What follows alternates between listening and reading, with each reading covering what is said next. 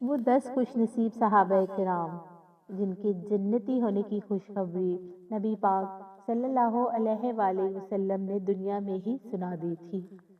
حضرت ابو بکر صدیق رضی اللہ تعالیٰ عنہ یہ نبی اکرم صلی اللہ علیہ وآلہ وسلم کے قریبی دوست اور پہلے خلیفہ تھے۔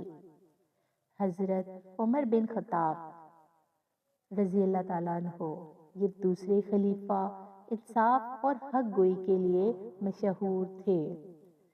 حضرت عثمان بن عفان رضی اللہ تعالیٰ عنہ یہ تیسرے خلیفہ ذو نورین اور قرآن مجید کے نسخوں کی تدوین کے لیے مشہور تھے۔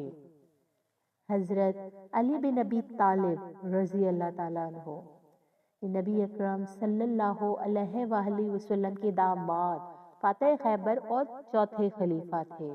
حضرت طلحہ بن عبید اللہ رضی اللہ تعالیٰ عنہ یہ عظیم مجاہد اور سخی شخصیت تھے۔ حضرت زبیر بن عوام رضی اللہ تعالیٰ عنہ یہ نبی اکرم صلی اللہ علیہ وآلہ وسلم کے قریبی ساتھی، سخی اور عظیم جنگجو تھے۔ حضرت سعد بن نبی وقاص رضی اللہ تعالیٰ عنہ پہلی مرتبہ ایران کو فتح کرنے والے سپہ سالار اور اسلام میں پہلا تیر چلانے والے خوش نصیب۔ حضرت عبد الرحمن بن عوف رضی اللہ تعالیٰ عنہ یہ کاروبار میں ماہر اور سخی صحابی تھے۔ حضرت ابو عبیدہ بن جراح رضی اللہ تعالیٰ عنہ یہ امت کے امانت دار اور عظیم فوجی قائد تھے۔ حضرت سعید بن زید رضی اللہ تعالیٰ عنہ انصاف پسند اور نیک سیرت صحابی تھے۔